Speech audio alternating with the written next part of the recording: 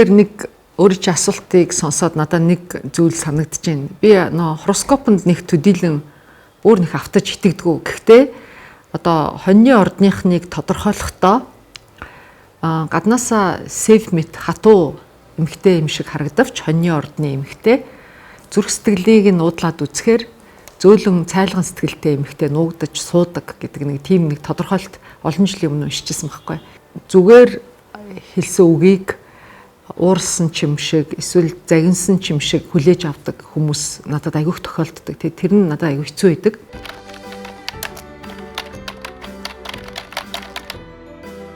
Манайхд 2 хүү 2 охинтой. Гэхдээ 2 хүү маань бүр том залуучууд болсон. За 2 охин маань болохоор яг өсвөр насны охтууд байна. Тэгээ улс төрт орсон яг энэ завгүй үед бол миний 2 охин яг шилжилтийн насндаа явж байгаа. За зарим үед бол маш их одоо өөртөө сэтгэл хангалуун биш байдаг. Хүүхдүүдтэй анхаарал сайн тавьж өгч чадахгүй байна.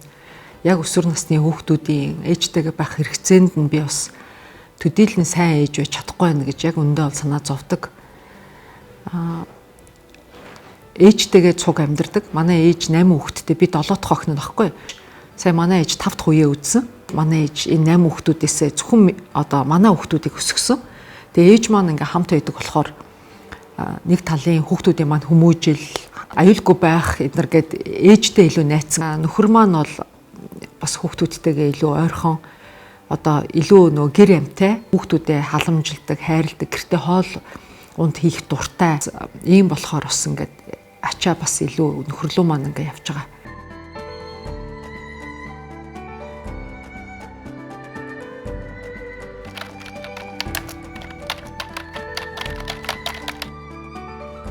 Зан нь өөрчлөгддөггүй явж байгаа ёстой. Миний найз яг л ийм байсан, ийм л байдаг л гэж найзууд маань хэлдэг штэ. За төрийн нарийн бичгийн дарга багт тэр за одоо дээч хүүхэд ч ажиллаж исэн, үндэсний телевизэд ч ажиллаж исэн, эгэлд ч ажиллаж исэн. Тэгэл миний зан чанар бол яг хэвээрэл байгаа. Албан тушаал ахаад нэг зан нь өөрчлөгддөг хүмүүс байдаг штэ. Ингээл нэг нүдний харц нь өөр болол, дууных нь хоолой нь өөр болол, тэ алхаа гიშгэн хүртлээ өөр болол. Би бол тийм төрлийн ерөөсөө биш.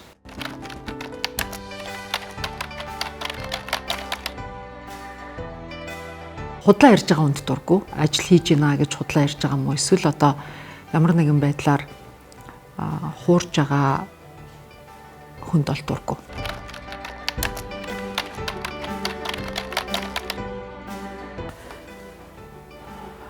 Хүний амьдралд ямар нэгэн хүний амьдралд хүнд муу юм хийх. Энэ бол уучлалт сайн гуйдаг. Уучлсан шиг бас шууд уучладаг. Хэрэггүйгээр нэг ширхэг одоо цэгч байхгүйгээр уучлж чадна.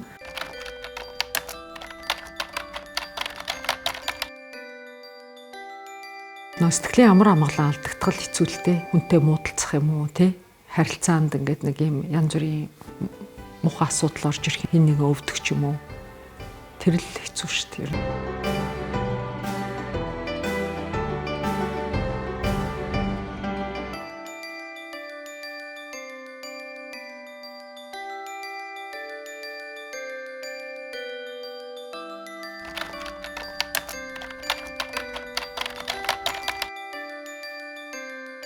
Зүгээр л хөөрхилөөл юу ч хийхгүй үйл энэ айгу муухай.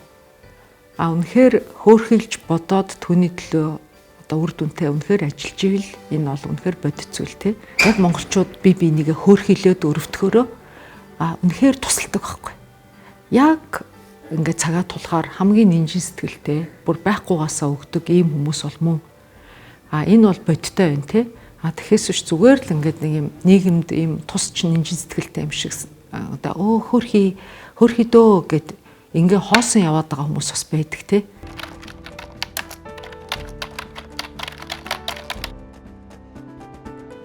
Би бол тийм төгс мундаг удирдагч гэж өөрийгөө ерөөсө бодохгүй байна. Миний арга барил эхлээд хүмүүсийн хийж чадах зүйлийг нэгээс 3 сард ингээ хардаг. Болж байгаа зүйл дээр нь бол би янз бүрийн комент бол хэлдэггүй.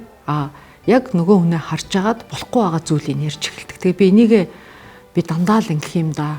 Энэ маань бас ингээд зарим хүмүүст нэгээс 3 сар дотор өөрийгөө болж ийн гэж бодоод явцсан хүнд араас нь ингээд за энэ зүйл чинь болохгүй шүү гэд яриад эхлэхээр хэмзэг хүлээж авд юм байна гэдгийг бол маш олон удаа ингэж харсан байхгүй. Болон чиглүүлэл ингээд явдгийн. Тэгээ энэ маань одоо тийм үр дүнтэй гэдэм үгүй юу? Би бол одоо хувьдаа энийгээ засаж чадахгүй байгаа нэг зүйл байна.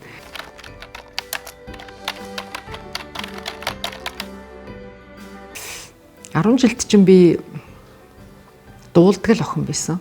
Бас аавтайгаа аавынхаа уншдаг бүх л номнуудыг уншсан. Номноос их амьдрал ойлгосон.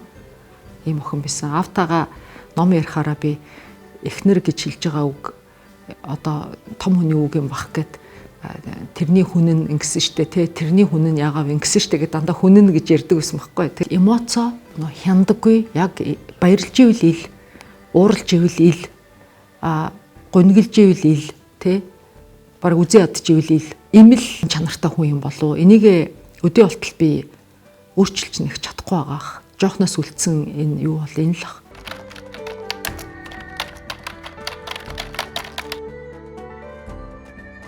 Өнөөдөр ингээд сонгуул бас ойрцныг чилхөө нэр нүрээ нуусан зарим нь нэр нүур нь нуугаагүй ил хүмүүс за зарим нь одоо өөр намынхан ч гэдэг юм уу хүмүүс янз янзаар л өөрийнхөө дотоод одоо үзэл бодлыг илэрхийлж байна. Зарим нь доромжилж байна, зарим нь шүмжилж байна те. Ихэнхдээ маш их доромжилдог. Гэхдээ хэрвээ тим юмд одоо гутарч гуниад бүх хүмүүс намайг ингэж бодож байна гэвэл би улс төрт яваад яах юм? Эмэгтэй хүний өнөөдөр хийсэн алдаа эрчүүдийнхаас дор хаяж 10 дахин том харагддаг.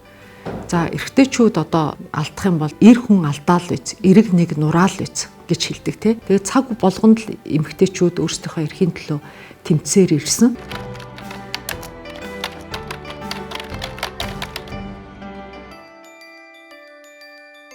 Одоо миний дүүгийн надад урам өгч хэлж ирсэн үг байхгүй юу?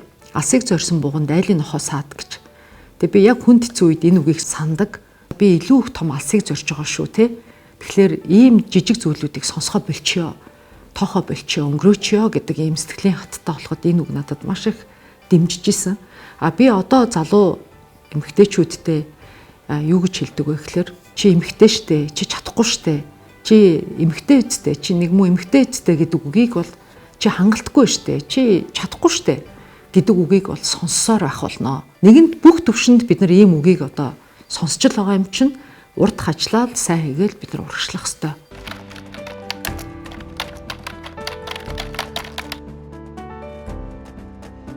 Ер нь бол хөдөө орон нутгийн маань иргэд илүү сайхан сэтгэлтэй, ухаантай, цайлган одоо илүү энгийн тэ байдаг. Яг имижийн үед ярих юм бол одоо хот өдөөгийн хүүхнүүдийн ялгаа ямар ч ялгаа байхгүй болсон. Дээрэс нь хотын эмэгтэйчүүдээс илүү мундаг байгаа нэг зүйл гэвэл хөдөө орон нутгийн эмэгтэйчүүд дээлийг Монгол дээлийг хэвээр үнэхээр гоё янз янзаар нь загвар гаргаад ойж өмсөж байна. Бие авч явж байгаа байдал, тэр спортоор хичээлж байгаа байдал үнэхээр өөрчлөгдөж. Тэгээд энэ олгоныг харахад бол маш гоё байдаг.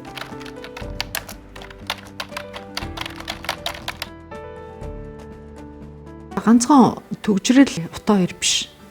Зөвхөн энэ хоёр биднийг стресстүүлж байгаа юм биш. Биднийг төрийн албаны харилцаа, үйлчлэгээний соёл, тэ хандлага төрөөс нэг үйлчлэг авах гэхээр заавал таньдаг хүн гуйх шаардлагатай болдго юм. Энэ арилаагүй л байж байна, тэ.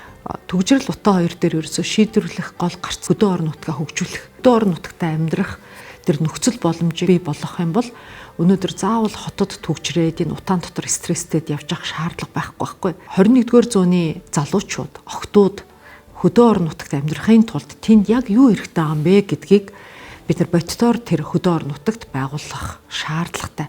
Ялангуяа манай баруун аймагуд руу дэлхийн маш олон оронд хамгийн өндөр одоо үл хөдлөх хөрөнгийг үнэтэй болгодог тэр view, орчин, тэр байгалийн сайхан үзэсгэлэнгоо байж штэ.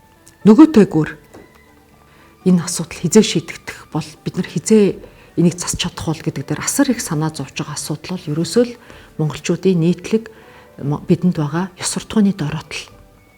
Иннээсээ л бид нар салж иж бид нар урагшаа хөгжин. Тэгэхээс бид нар хичнээн мөнгөтэй байгаад хичнээн өндөр байшин бариад хичнээн өргөн сайхан зам тавиад бид нар өөрсдөө төлөвшгүй бол өөрсдөө хүмүүжил, төлөвшөл, эерэг хандлага, сайн зан чанар тийм ээ ёс суртахууны одоо хэм хэмжээгээл бид нар өндөр байлгахгүй бол бид нар хөгжихгүй.